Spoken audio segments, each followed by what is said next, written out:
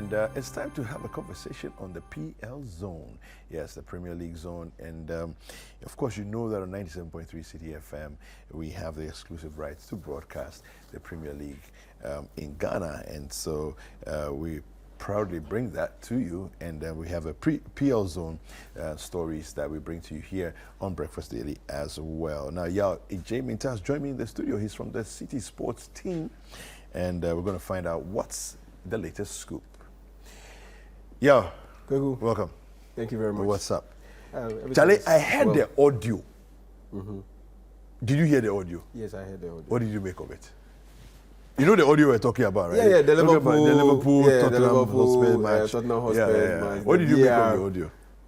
It pretty much confirmed what we all suspected, and that the human aspect of involved in the whole VR thing, it just makes the VR unpalatable.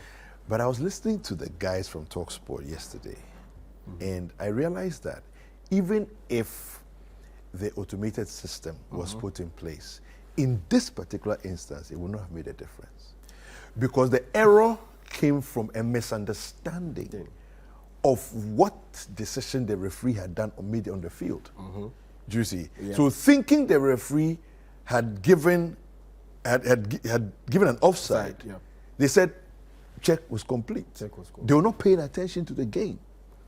But the point is, there are so many things, there are so many moving parts. Yeah.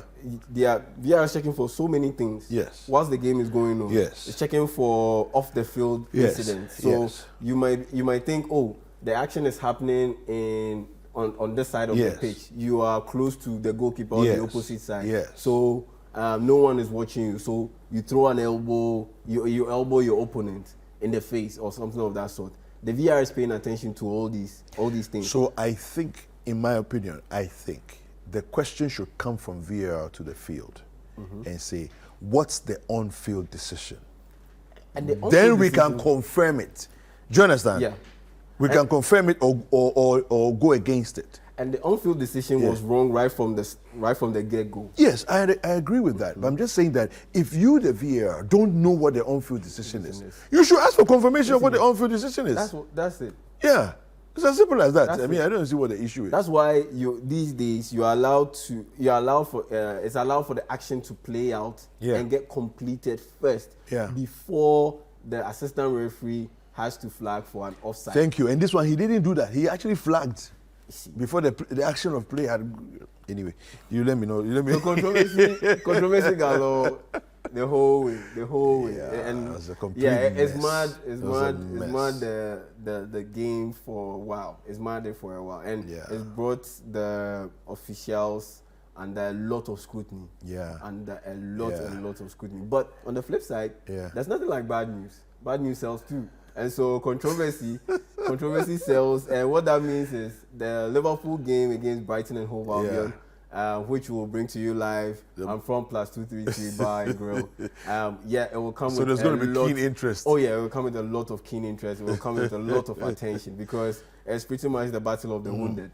Because you have Liverpool that was wounded by VR, and you have Brighton and Hove Albion that was wounded by Aston Villa because the last time they played in the EL, they played against Aston Villa and they lost 6-1. And so it's the battle of the wounded in that matchup between Liverpool and Brighton and Hove Albion. But it's interesting that you say that because you see, when we were last here, we were talking about it. You're saying Brighton are one of those teams that either they win big or lose big. Yep. It's like the formula they play doesn't seem to. There's no middle ground. You either win big or lose big. Because they are all action, all attacking.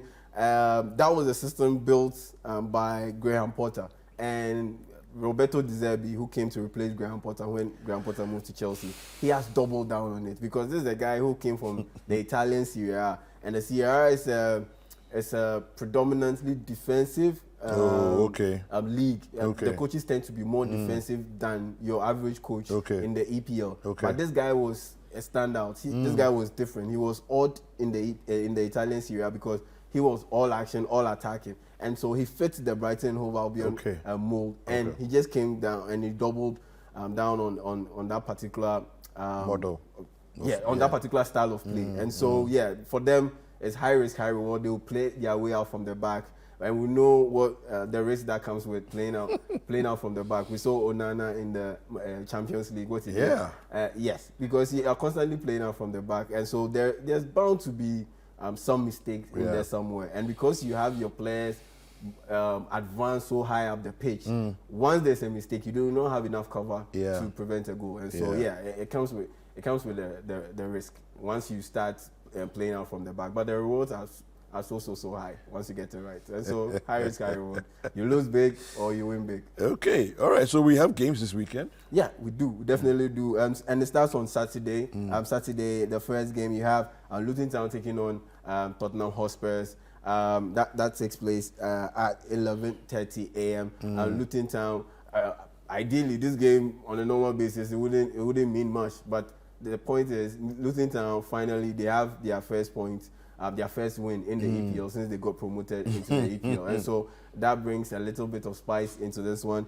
Coming up against Tottenham Hotspur, who have been brilliant so far this season. Then you move on to Burnley taking on Chelsea. Burnley, like Luton Town, also have built up some kind of winning momentum. The last time out, they played out a draw, and they managed to get a win. And so once you are coming up against Chelsea, that ended up beating Fulham by 2-0 in the West London derby on Monday. Yeah, that is another interesting game to watch out for. Then you have Man United coming up against Brentford. Man United being under a lot of pressure, looking at the way things have panned out in recent weeks. They lost to Crystal Palace at home the last time they played, and just in midweek, in the Champions League, they also lost to Galatasaray at home. Yeah, at home. Very shocking results there. And so that will be another interesting game to look out for. And then you have Everton taking on Bournemouth. You have Fulham taking on Sheffield. Then the final game of the day, we'll bring that to you live on 97.3 FM. That's at 4:30 p.m. The build-up starts at 4 p.m. That's Crystal Palace taking on Nottingham Forest. A lot of Ghanaian interest in that matchup because at Crystal Palace you have, should I say, 2.5 Ghanaians? Because you have Jordan Ayew, you have Jeffrey Schlupp. Then you have the youngster in the Jesron Raksechi. He's English. He was born in England, but he's of Ghanaian descent. That's why I say 2.5 Ghanaians. No, I mean, once you're Citi, you're not English. So you can say whatever you want to say. You're not English. He's 2.5. At this point in time, he hasn't committed to play for Ghana. So we have to say 2.5. Okay, Sunday's games. Yeah, Sunday's games, the big matchup. There's Liverpool taking on Brighton and Hove Albion and at 1 p.m. And there's Arsenal taking on Manchester City, the battle of the Spanish coaches. Okay. A protege and a master. Arteta was once Pep Guardiola's protege, and now he's leading his men, and he's coming up against Manchester City, led by the indefatigable Pep Guardiola. I know that will please Fremont. That's why I dropped that big win. That's why I dropped that big win. And it's taking place at the +233 Jazz Bar and Grill. Fantastic. Yes, and meet us there at 12 noon. We'll bring you all the build-up, all the insights, and all the hype leading up to those brilliant games in there. So that's Brighton and Hove Albion taking on Liverpool in the first game at 1 p.m. Then in the second game, you have Arsenal taking on Manchester City. It all happens live from the +233 Jazz Bar and Grill in Northridge in Accra. And remember, the Premier League on Citi 97.3 is sponsored by Shell. Fantastic. And so, make a date and meet all your favorite sports pundits. You meet Frema, you meet Kweku David, you meet all the big boys and the big ladies in Citi. You just get to it's going to be a good Sunday outing. Meet us at +233 Jazz Bar and Grill on Sunday. Thank you. Thank you very much. You're welcome. Thank you for coming through.